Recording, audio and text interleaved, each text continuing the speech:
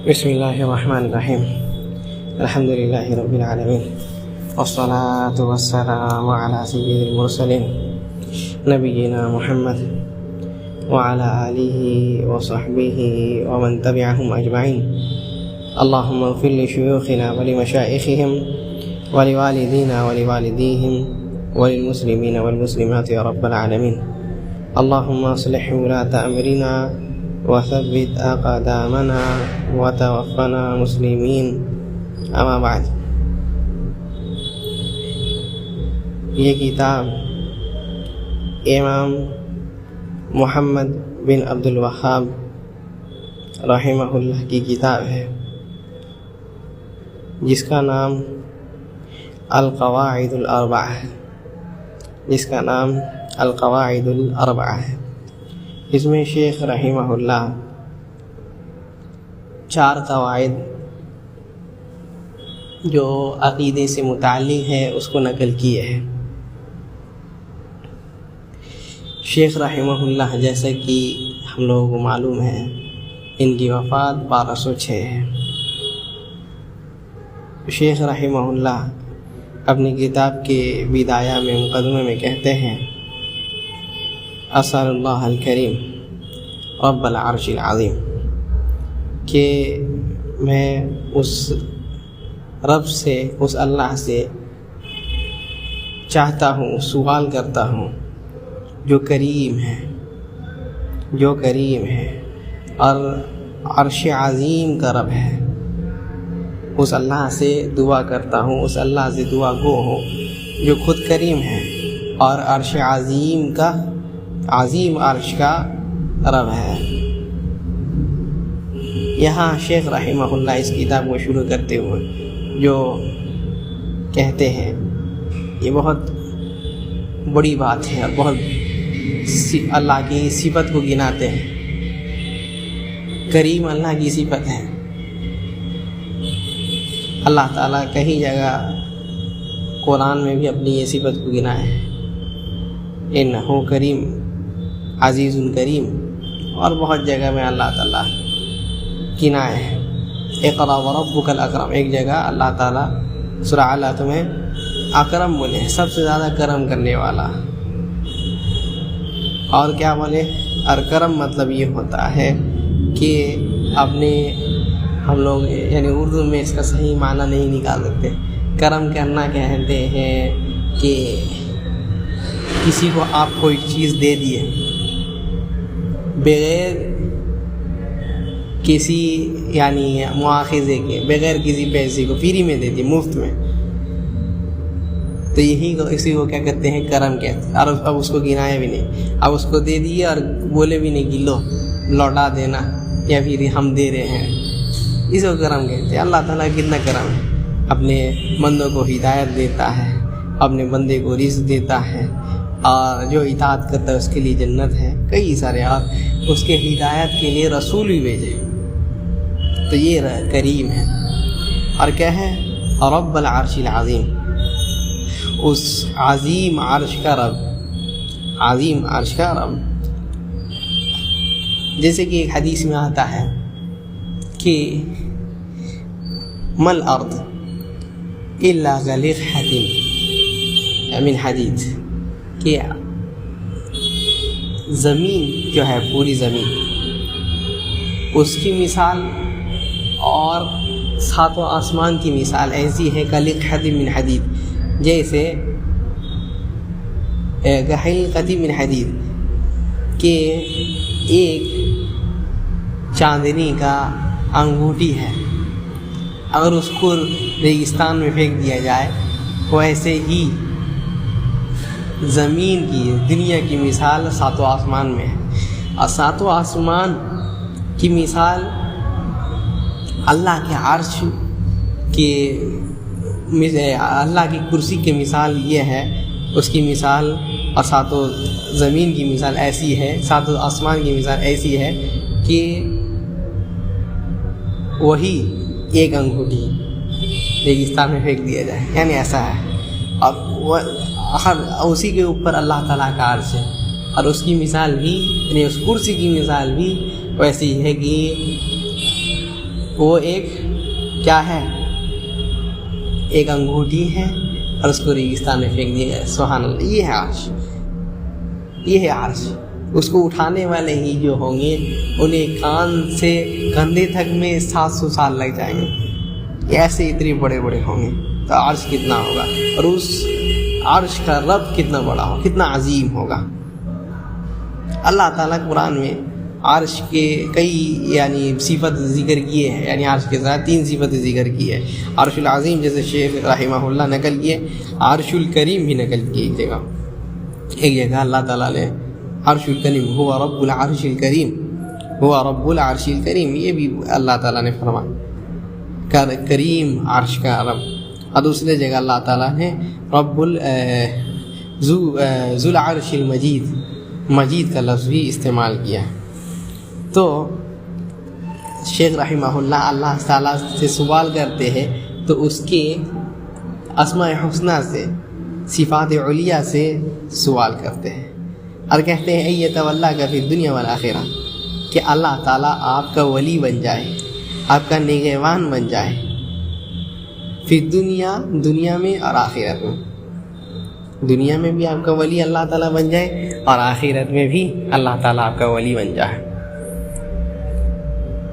اور اللہ تعالیٰ قرآن میں فرماتے ہیں کہ ان ولی اللہ الذی نزل الکتاب وهو یتولی الصالحین. اللہ تعالیٰ کا ولی وہ ہے جس کے اوپر اللہ تعالیٰ نے کتاب نازل کیا، اور کیا ہے، وهو یتولی الصالحین.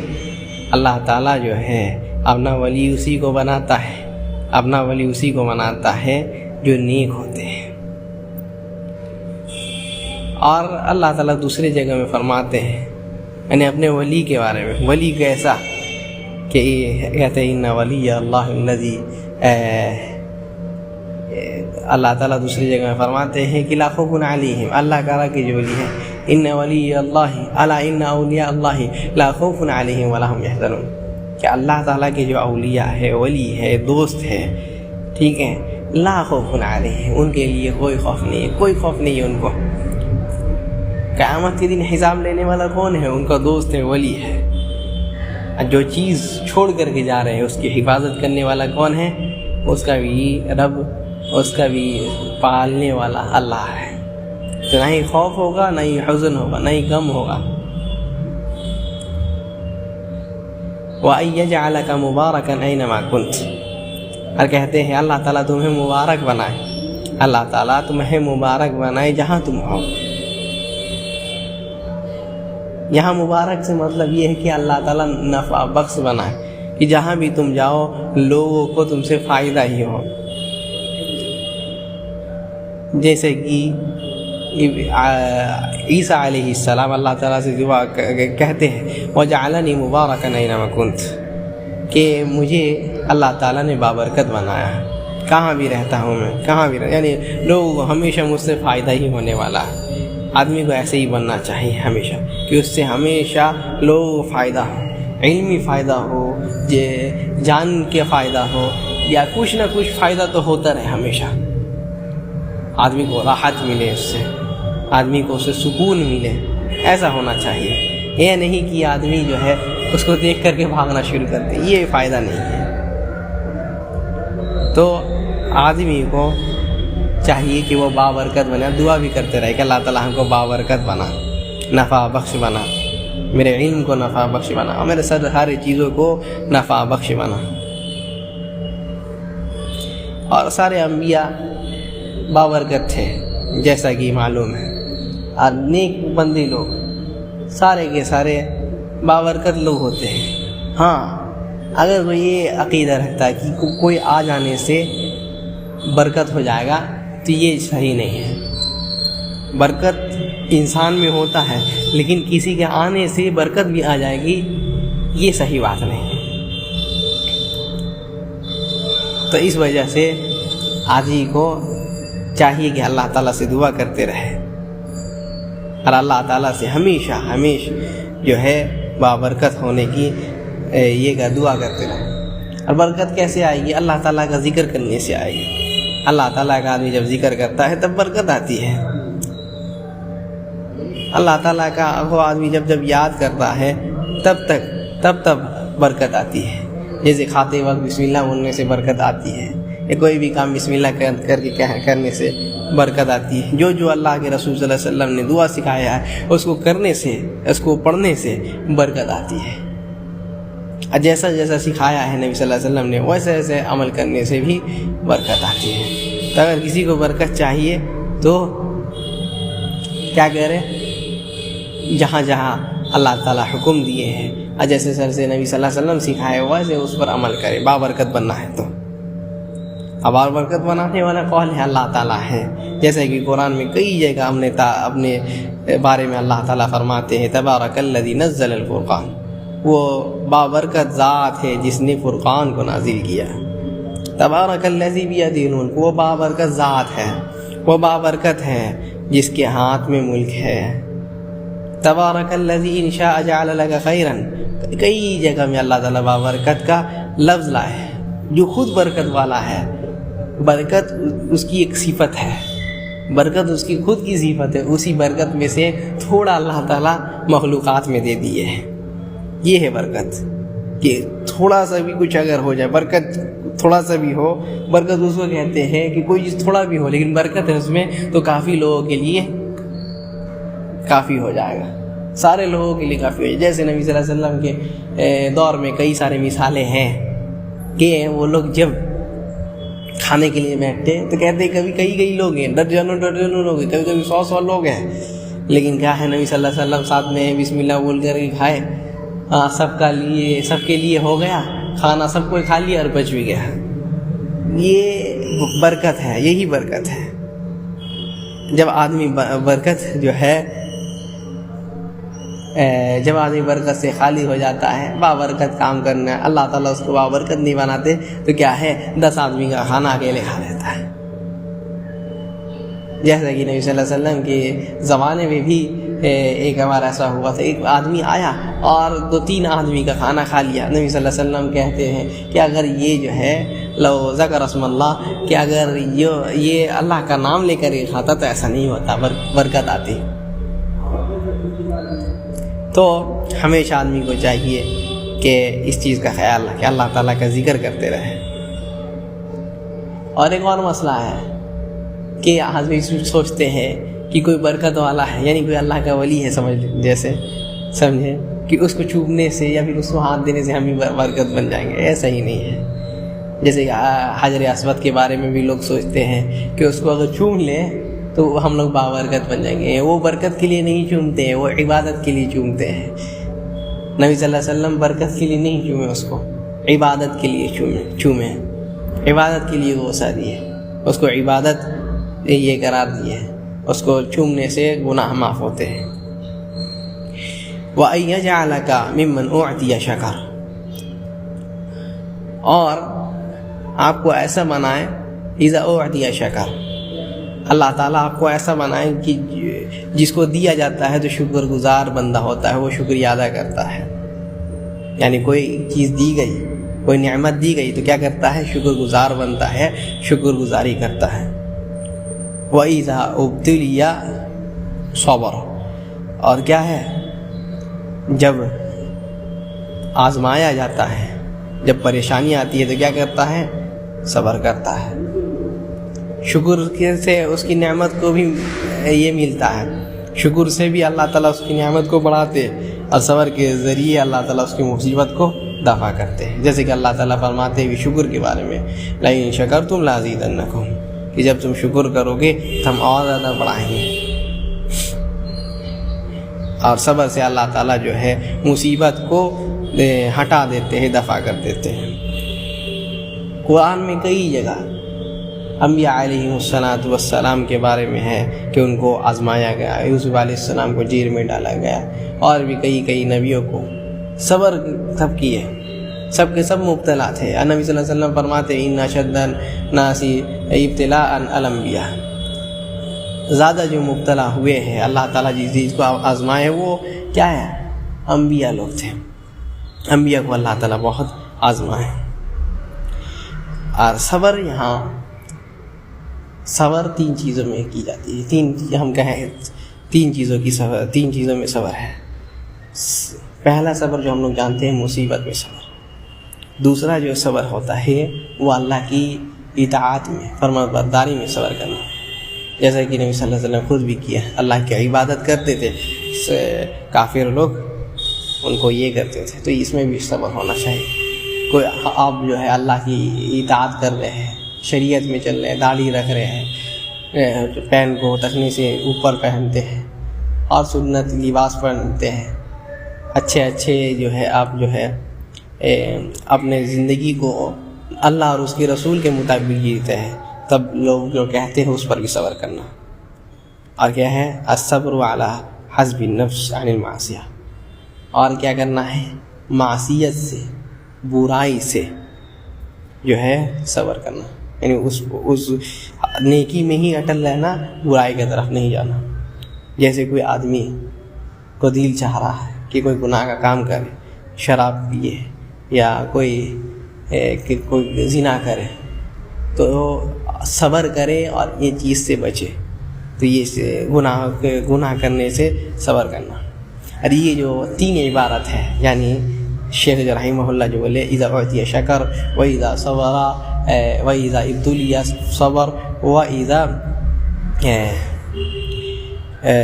اذا اذنب فاستغفر، اور جب گناہ کرتا ہے تو یہ جو ہے امام ابن القیم رحمہ اللہ سے یہ اٹھائے ہیں، جو زاد المعاد میں امام ابن القیم رحمہ اللہ اور عدت الصابرین میں نقل کرتے ہیں۔ یہ اصل جو یہ ہے عبارت ہے، یہ ابن القیم رحمہ اللہ کی ہے۔ وَإِذَا أَذْنَبَ فَاسْتَغْفَرَ، اور جب گناہ کرتا ہے وہ بندہ تو اللہ تعالیٰ سے تائب ہوتا ہے، اللہ تعالیٰ سے توبہ کرتا ہے، اللہ تعالیٰ سے توبہ کرتا رہتا ہے۔ یہ مومن کی نشانی ہے۔ نبی صلی اللہ علیہ وسلم جو ہے فرماتے بھی ہے کہ المؤمن امرہ کلہ خیر، کہ مومن کا جو معاملہ ہوتا ہے سب کچھ اس کا اچھا ہوتا ہے، ہر معاملہ اس کا خیر کا ہوتا ہے۔ کیوں؟ اگر جو ہے نعمت پاتا ہے، نعمت دیکھ لیا، فشکر فکان خیر اللہ، تو کیا کرتا ہے؟ شکر گزاری کرتا ہے۔ شکر گزاری کرنا اس کے لیے اچھا ہے، نعمت اس سے بڑھتی ہے۔ اور کیا ہے؟ اگر یہ دیکھتا ہے کہ مصیبت آئی ہے تو اس پہ صبر کرتا ہے، اور صبر کرنا اس کے لیے اچھا ہے، صبر کرنا اس کے لیے اچھا ہے، صبر کرتا ہے تو اللہ تعالیٰ اس صبر کے بدلے جو ہے اس صبر کے بدلے اللہ تعالیٰ اس کو گناہوں سے بچاتے ہیں، اور صبر کرنے سے اس مصیبت کو بھی ہٹا دیتے ہیں۔ اور قرآن میں کئی جگہ بھی دونوں کا حکم دیا گیا۔ اور کیا ہے؟ وَإِذَا أَذْنَبَ فَاسْتَغْفَرَ، جب گناہ کرتا ہے تو کیا ہے؟ اللہ تعالیٰ کے پاس توبہ کرنے کے لیے آتا ہے، جیسے کہ نبی صلی اللہ علیہ وسلم بھی کہتے تھے یا ایھا الناس ان اتوبوا الی اللہ فانی اتوب فی اليوم 100 مرہ، کہ لوگوں توبہ کرتے رہو اللہ تعالیٰ سے، استغفار کرتے رہو اللہ تعالیٰ سے، کیونکہ میں دن بھر میں 100 مرتبہ اس سے زیادہ مرتبہ میں استغفار توبہ کرتا رہتا ہوں۔ تو یہ جو ہے اللہ کے نیک بندوں میں سے اللہ تعالیٰ قرآن میں فرماتے وَتُوبُوا إِلَى اللَّهِ جَمِيعًا أَيُّهَا الْمُؤْمِنُونَ لَعَلَّكُمْ تُفْلِحُونَ، ایمان والو توبہ کرتے رہو، اللہ تعالیٰ سے استغفار کرتے رہو، لَعَلَّكُمْ تُفْلِحُونَ، ہو سکتا ہے کہ اللہ تعالیٰ تمہیں جلدی ہی کامیاب کر دے۔ اب یہ سب کہنے کے بعد، مقدمہ ختم کرنے کے بعد کہتے ہیں شیخ رحمہ اللہ اعلم، جان لو ارشدک اللہ لطاعتہ، اللہ تعالیٰ تم کو جو ہے اس کی فرما برداری کی توفیق عطا فرمائے۔ جیسے کہ شیخ کا طریقہ رہا ہے کہ وہ جو ہے جب بھی کچھ کہتے تو پہلے دعا دیتے ہیں، یہ نبی صلی اللہ علیہ وسلم کا بھی طریقہ ہے۔ جیسے اپنے صحابی کو بھی کہتے زادک اللہ حرصا ولا تعود، کہ اللہ تعالیٰ جو ہے تمہیں حریص بنائے، لیکن ایسا نہیں کرنا۔ اور بھی کئی جگہ میں جو ہے اللہ تعالیٰ نے اللہ کے نبی صلی اللہ علیہ وسلم نے دعا دیا، ہمیشہ نبی صلی اللہ علیہ وسلم کا یہ طریقہ کہہ رہا ہے ان الحنفیۃ ملۃ ابراہیم، سیدھا راستہ جو ہے وہ راستہ جو اللہ تعالیٰ کو پہنچنا ہے، وہ راستہ جو نبی صلی اللہ علیہ وسلم کو حکم دیا گیا کہ اس راستے پہ چلیے، وہ ملت ابراہیم ہے۔ اللہ تعالیٰ فرماتے ثم اوحینا الیک ان اتبع ملت ابراہیم حنیفا، پھر ہم نے آپ کی طرف وحی کی کہ آپ ملت ابراہیمی کی پیروی کیجیے۔ تو ابراہیم ملت ابراہیمی کیا ہے؟ ان تعبدوا اللہ وحدہ مخلصا لہ الدین، کہ آپ عبادت کیجیے اللہ تعالیٰ کی اسی کے لیے خلوص سے عبادت ہونی چاہیے۔ تو کیسے؟ اللہ تعالیٰ کی ہونی چاہیے اور خلوص صرف اس کے لیے، اس کے علاوہ کسی اور کے لیے نہیں۔ نفی اور اس بات آ گیا ہے یہاں، صرف اللہ تعالیٰ کی عبادت ہو، اس کے علاوہ کسی اور کی عبادت نہیں ہو۔ اور بذالک امر اللہ جمیع الناس، اور اسی کے جو ہے حکم اللہ تعالیٰ نے سارے لوگوں کو دیا ہے، سارے لوگوں کو اسی چیز کا حکم دیا ہے۔ وخلقہم لہا، اور اسی لیے اللہ تعالیٰ نے اس کو پیدا کیا، جیسے کہ اللہ تعالیٰ فرماتے بھی وما خلقت الجن والانس الا لیعبدون۔ اور شیخ رحمہ اللہ اسی آیت کو نقل کرتے ہیں، کہتے کما قال تعالیٰ، جیسے کہ اللہ تعالیٰ نے فرمایا وما خلقت الجن والانس الا لیعبدون، ہم نے جنوں اور انسان کو صرف اور صرف اپنی عبادت کے لیے پیدا کیا ہے۔ تو جن اور انس کو اللہ تعالیٰ نے عبادت کے لیے پیدا کیا ہے۔ ابن عباس رحمہ اللہ کہتے ہیں کہ کل ما ورد فی القرآن من العبادت فمعناہ التوحید۔ امام بغوی رحمہ اللہ اس کو نقل کرتے ہیں کہ ہر عبادت کا لفظ جو قرآن میں آیا ہے اس کا معنی توحید ہے۔ تو یہ جو قول ہوا وما خلقت الجن والانس الا لیعبدون، کہ ہم نے انسان اور جنات کو صرف اور صرف اپنے عبادت کے لیے پیدا کیا ہے، تو اس کا مطلب یہ ہوا ہے کہ ہم نے انسان اور جنات کو صرف اپنی توحید کے لیے پیدا کیا ہے۔ تو توحید اپنائے انسان اور جنات بھی، اور اللہ تعالیٰ جہاں بھی فرماتے ہیں یا ایھا الناس اعبدوا ربکم، اے ایمان والو اپنے رب کی عبادت کرو، یعنی رب کی توحید کو اپناؤ، رب کے توحید کو اپناؤ۔ اور کہتے ہیں کہ فَإِذَا عَرَفْتَ ان اللہ خلقک لعبادی، جب آپ جان لیے کہ اللہ تعالیٰ اپنے عبادت کے لیے آپ کو پیدا کیے ہیں، اپنے عبادت کے لیے آپ کو پیدا کیے ہیں۔ اگر شرک کرتے ہیں تو کیا ہے؟ جہنم میں جائیں گے، اور اس سے جو ہے اعمال برباد ہو جائیں گے۔ اور کیا ہے؟ اللہ تعالیٰ جس مقصد کے لیے پیدا کیے وہ مقصد بھی چھوٹ گیا۔ فَإِذَا عَرَفْتَ أَنَّ اللَّهَ خَلَقَكَ لِعِبَادَتِهِ، اگر آپ جان لیے، جب آپ جان لیے کہ اللہ تعالیٰ نے آپ کو اس کی عبادت کے لیے پیدا کیا، جیسے کہ اللہ تعالیٰ حکم بھی دیتے ہیں وَمَا أُمِرُوا إِلَّا لِيَعْبُدُوا اللَّهَ مُخْلِصِينَ لَهُ الدِّينَ فَاعْبُدُوا اللَّهَ مُخْلِصًا لَهُ الدِّينَ، اللہ تعالیٰ حکم دیتے کہ میرے ہی لیے عبادت کرو، اللہ تعالیٰ پیدا ہی اس لیے کیے ہیں۔ تو فَاعْلَمْ أَنَّ الْعِبَادَةَ لَا تُسَمَّىٰ عِبَادَةً إِلَّا مَعَ التَّوْحِيدِ، تو جان لیجئے کہ عبادت تب تک عبادت نہیں بن سکتی جب تک توحید نہ آ جائے۔ بہت بڑی بات ہے کہ توحید عبادت تب تک عبادت نہیں کہلاتی، عبادت کو تب تک عبادت نہیں کہا جائے گا جب تک اس میں توحید نہیں ہو، صرف اللہ تعالیٰ کے لیے نہیں ہو۔ اگر اللہ تعالیٰ کے لیے نہیں ہے وہ عبادت تو توحید نہیں ہے وہ، اور کسی اور کے لیے عبادت کر رہا ہے، کسی اور کے لیے روزہ رکھتا ہے، کسی اور کے لیے حج کرتا ہے، کسی اور کے لیے زکوٰۃ ادا کرتا ہے، کسی اور کے لیے نماز پڑھتا ہے، تو یہ جو ہے توحید نہیں ہے۔ تو عبادت کے قبول ہونے کی شرط میں جو 2 شرط بیان کی جاتی ہے، اس میں سے ایک شرط خلوص ہونا چاہیے اللہ کے لیے، صرف اور صرف اللہ کے لیے صرف اور صرف۔ دوسری چیز جو ہے نبی صلی اللہ علیہ وسلم کے مطابق ہونا چاہیے، جیسے نبی صلی اللہ علیہ وسلم نے سکھا ہے۔ تو کوئی آدمی اگر نبی صلی اللہ علیہ وسلم کا طریقہ چھوڑ دے تو اس کی بھی عبادت قبول نہیں کی جائے گی۔ کما ان الصلاۃ لا تسمى صلاۃ الا مع الطہارۃ، جیسے نماز جو ہے تب تک نماز نہیں کہلائے گی جب تک طہارت، یعنی کوئی آدمی جو ہے وضو نہیں کیا ہے اور وہ نماز پڑھے، وہ نماز پڑھنے لگ جائے تو اس کی نماز قبول ہوئے گی؟ نہیں ہوگی۔ تو ویسے ہی جو ہے اس کی جو ہے عبادت تب تک قبول نہیں ہوگی جب تک توحید نہ ہو۔ فَإِذَا دَخَلَ الشِّرْكُ فِي الْعِبَادَةِ فَسَدَتْ، جب شرک عبادت میں آ جاتی ہے تو اس عبادت کو برباد کر دیتی ہے۔ یہ شرک کے نقصان میں سے ہے، شرک کے نقصان میں سے ہے کہ شرک جو ہے کسی چیز میں داخل ہو جاتی ہے تو اس کو برباد کر دے۔ کالحدث اذا دخل فی الطہارہ، ویسے ہی جیسے حدث یعنی ناپاکی جب طہارت میں گھس جائے تو طہارت کو تباہ کر دیتی ہے. یعنی کوئی آدمی ناپاک ہو جائے تو کیا ہے، اس کی طہارت مٹ گئی، پاکی مٹ گئی، اب اس کو وضو کرنا پڑے گا. تو یہی شیخ رحمہ اللہ فرماتے سمجھاتے ہوئے فَإِذَا عَرَفْتَ أَنَّ الشِّرْكَ إِذَا خَالَتَ الْعِبَادَةَ کہ جب تم نے جان لیا کہ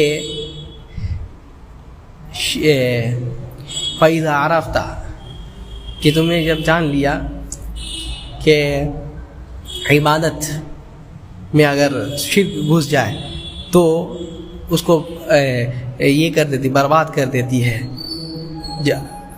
افسدہا واحبط العمل، اور کیا کر دیتی ہے، اس عمل کو برباد کرتی ہے. وصار صاحبہ من الخالدین فی النار، اور اس کے کرنے والے کو جہنمی بنا دیتی ہے. یہ شرک کی تباہ کاریاں میں سے ہے. کیا ہے؟ پہلا تو یہ ہے کہ وہ اللہ کی عبادت سے غافل ہو گیا، اللہ کی عبادت نہیں کر سکا. دوسری چیز کیا ہے، اس کے اعمال برباد ہو گئے. ٹھیک ہے، جیسے کہ اللہ تعالیٰ فرماتے وَلَقَدْ أُوحِيَ إِلَيْكَ وَإِلَى الَّذِينَ مِن قَبْلِكَ لَئِنْ أَشْرَكْتَ لَيَحْبَطَنَّ عَمَلُكَ. نبی صلی اللہ علیہ وسلم آپ کی طرف وحی کی جا رہی ہے، اور آپ سے پہلے جو لوگ آئے ہیں ان کو بھی وحی کی گئی تھی کہ اگر آپ شرک کریں گے تو لَيَحْبَطَنَّ عَمَلُكَ، آپ کے سارے اعمال برباد ہو جائیں گے. اور کیا ہے، وَصَارَ صَاحِبُهُ مِنَ الْخَالِدِينَ فِي النَّارِ، اور اس کو کرنے والے یعنی شرک کرنے والے کو ہمیشہ جہنم ہو جاتا ہے، جہنم کا مستحق بن جاتا ہے وہ. جیسے کہ اللہ تعالیٰ فرماتے ہیں انہ من یشرک باللہ فقد حرم اللہ علیہ الجنہ، جو شرک کرتا ہے تو اس کے اوپر اللہ تعالیٰ جنت کو حرام کر دیتے، جنت حرام ہوگی یعنی جہنم میں جانے والا ہے.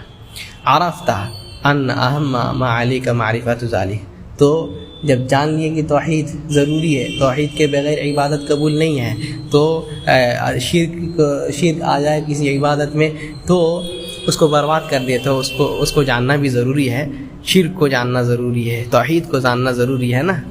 تو لعل اللہ ان یخلص من هذه الشبکہ وہی الشرک باللہ، تو کہتے ہیں کہ اللہ تعالیٰ آپ کو اس جال سے بچائے.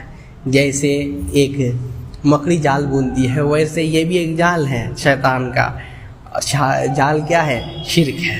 تو شرک اللہ تعالیٰ کے ساتھ کرنا یہ جال ہے، یہ صراط مستقیم سے ہٹا دینے والا ہے. وذالک بمعرفت اربع قواعد ذکرها اللہ تعالیٰ فی کتابہ، اور وہ کب ہوگا، آپ شرک سے کب بچیں گے، توحید پہ کب آپ ڈٹے رہیں گے، 4 قواعد جاننے سے جو اللہ تعالیٰ نے اپنے کتاب میں بتلا دیا.